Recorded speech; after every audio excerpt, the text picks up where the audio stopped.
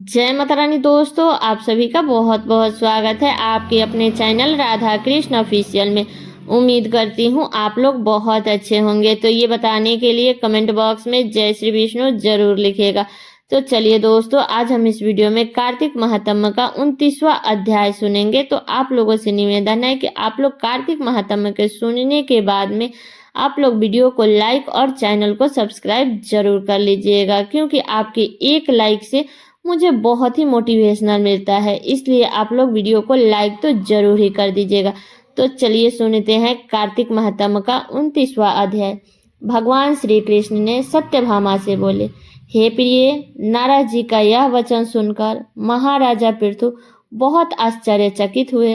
अंत में उन्होंने नारद जी का पूजन करके उनको विदा किया। इसलिए माघ, कार्तिक और एकादशी यह तीनों व्रत मुझे अत्यधिक प्रिय है। वनस्पतियों में तुलसी, महीने में कार्तिक, तिथियों में एकादशी और क्षेत्रों में प्रयाग मुझे बहुत प्रिय है। जो मनुष्य इंद्रियों पर विजय प्राप्त कर इसका सेवन करता है वो मुझे यज्ञ करने वाले मनुष्य से भी अधिक प्रिय है।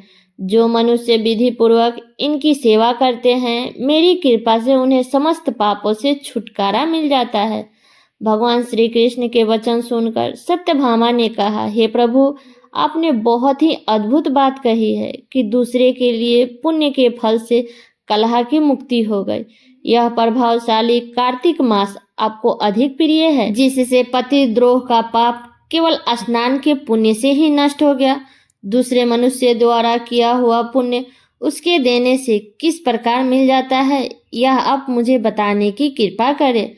तब भगवान श्री कृष्ण बोले, हे प्रिय, जिस कर्म द्वारा बिना दिया हुआ पुण्य और पाप मिलता है उसे ध्यान पूर्वक सुनो। सतयुग में देश, ग्राम तथा कुलों को दिया पुण्य या पाप मिलता था, किंतु कलयुग में केवल कर्ता को ही पाप तथा पुण्य का फल भोगना पड़ता है।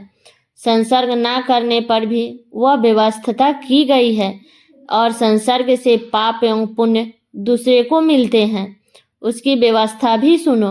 पढ़ना, यज्ञ करना और एक साथ भोजन करने से पाप पुण्य का आधा फल मिलता है।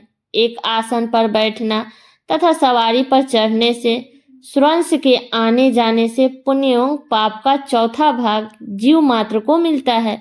छूने से, भोजन करने से और दूसरे की स्तुति करने से पुण्य और पाप का छठवां भाग मिलता है। दूसरे की निंदा, चुगली और हिनाई करने से उसका 7वां भाग मिलता है। पुण्य करने वाले मनुष्य की जो कोई सेवा करता है वह सेवा का भाग लेता है और अपना पुण्य उसे देता है। नौकर और शिष्य के अतिरिक्त जो मनुष्य दूसरे से सेवा करवाकर उसे पैसा नहीं देता, वह सेवक उसके पुण्य का भागी होता है। जो व्यक्ति पंक्ति में बैठे हुए भोजन करने वालों की पतल लांघता है, वह उसे जिनकी पतल उसने लांघी है अपने पुण्य का 6वां भाग देता है। स्नान तथा ध्यान आदि करते हुए मनुष्य से जो व्यक्ति बातचीत करता है या उसे छूता है, तो वह अपने पुण्य का 6वां भाग दे डालता है। जो मनुष्य धर्म के कार्य के लिए दूसरे से धन मांगता है वह पुण्य का भागी होता है।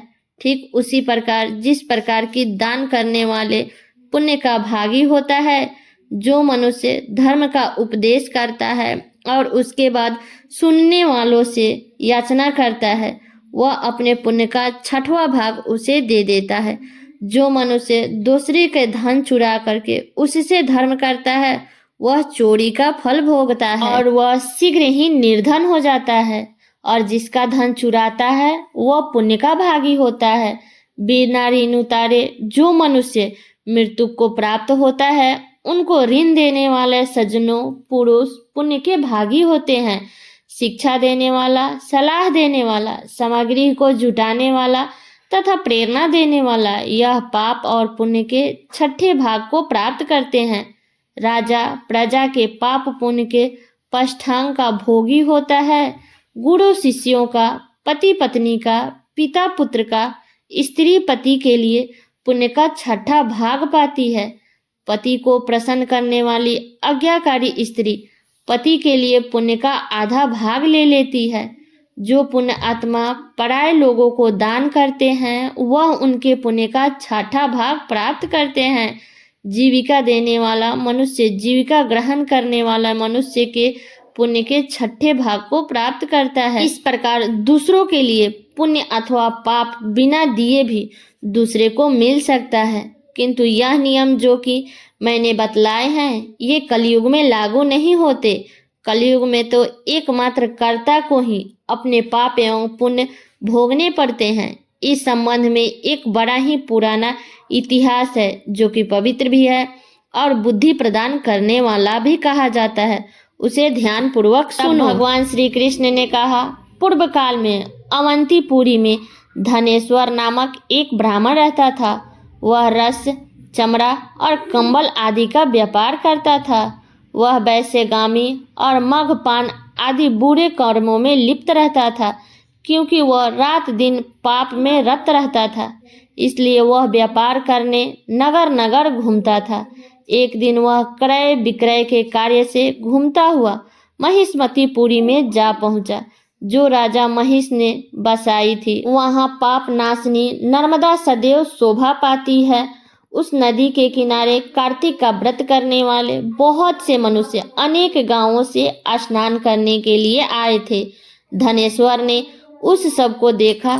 वहां अपना सामान बेचता हुआ वो भी 1 मास तक वहीं रहा।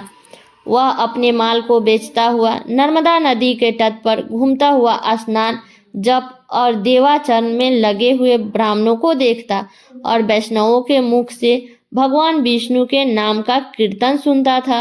वह वहां रहकर उनको स्पर्श करता रहा, उनसे बातचीत करता रहा। वह कार्तिक के व्रत के उद्यापन विधि तथा जागरण भी देखता रहा। उसने पूर्णिमा के व्रत को भी देखा कि व्रती ब्राह्मणों तथा गौओं को भोजन करा रहे हैं, उनको दक्षिणा आदि भी दे रहे हैं।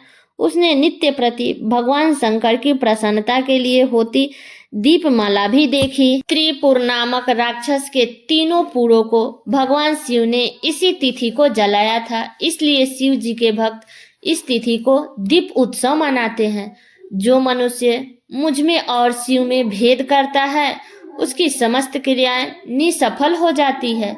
इस प्रकार नर्मदा तट पर रहते हुए जब उसको 1 माह व्यतीत हो गया तो एक दिन अचानक उसे किसी काले सांप ने डस लिया। इससे बेचैन होकर वह भूमि पर गिर पड़ा। उसकी यह दशा देखकर वहां के दयालु भक्तों ने उसे चारों ओर से घेर लिया और मुंह पर तुलसी दल मिश्रित जल के छींटे देने लगे। जब उसके प्राण निकल गए तब यमदूतों ने आकर उसे बांध लिया और कोड़े बरसाते हुए उसे यमपुरी ले गए। उसे देखकर चित्रगुप्त ने यमराज से कहा, इसने बाल्य अवस्था से लेकर आज तक केवल बुरे कर्म ही किए हैं। जीवन में तो पुण्य का लेश मात्र भी दृष्टि गोचर नहीं होता। यदि मैं पूरे 1 वर्ष तक भी आपको सुनाता रहूं तो भी इससे पापों की सूची समाप्त नहीं होगी। यह महापापी, इसीलिए इसको 1 कल्प तक घोर नरक में डालना चाहिए। चित्रगुप्त की बात सुनकर यमराज ने कुपित होकर काल नेमी के समान अपना अहंकार रूप दिखाते हुए अपने अनुचरणों को आज्ञा देते हुए कहा, प्रेत सेनापतियों, इस दुष्ट को मुगदरों से मारते हुए कुंभीपाक नरक में डाल दो। सेनापतियों ने मुगदरों से उसका सिर फोड़ते हुए कुंभीपाक नरक में ले जाकर खौलते हुए तेल के कराहे में डाल दिया। प्रेत सेनापतियों ने उसे जैसे ही तेल में के कराहे में डाला वैसे ही वहां का कुंड शीतल हो गया। ठीक उसी प्रकार जिस प्रकार पूर्व काल में प्रहलाद जी को डालने से दैत्य की जलाई हुई आग ठंडी हो गई थी। यह विचित्र घटना देखकर प्रेत सेनापति यमराज के पास गए और उसने सारा वृतांत कहा। सारी बातें सुनकर यमराज भी आश्चर्यचकित हो गए और इस विषय में पूछताछ करने लगे। उसी समय नारद जी वहां आए और यमराज से कहने लगे, सूर्यनंदन, यह ब्राह्मण नरकों का उपभोग करने योग्य नहीं है। जो मनुष्य पुण्य कर्म करने वाले लोगों का दर्शन, स्पर्श और उनके साथ वार्तालाप करता है वह उसके पुण्य का 6वां अंश प्राप्त कर लेता है।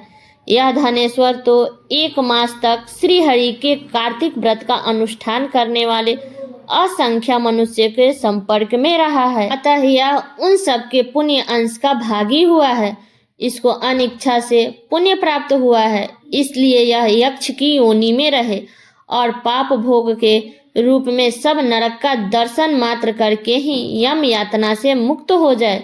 तब भगवान श्री कृष्ण ने कहा, सत्यभामा, नारद के इस प्रकार कहकर चले जाने के पश्चात धनेश्वर को पुण्य आत्मा समझते हुए यमराज ने दूतों को उसे नरक दिखाने की आज्ञा दी। तो ये कथा यहीं तक का था। इसके आगे की कथा आप लोग अगले अध्याय में श्रवण कीजिएगा।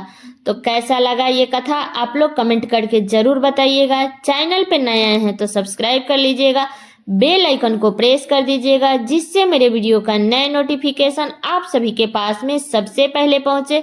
और वीडियो को लाइक कर दीजिएगा, क्योंकि आपके एक लाइक से मुझे बहुत ही मोटिवेशन मिलता है। इसलिए वीडियो को लाइक कर दीजिएगा और वीडियो को शेयर कर दीजिएगा, ताकि हर कोई कार्तिक महात्म्य की कथा को सुन सके। तो चलिए दोस्तों, मिलती हूँ अगले वीडियो में किसी नए वीडियो के साथ में। तब तक के लिए नमस्कार।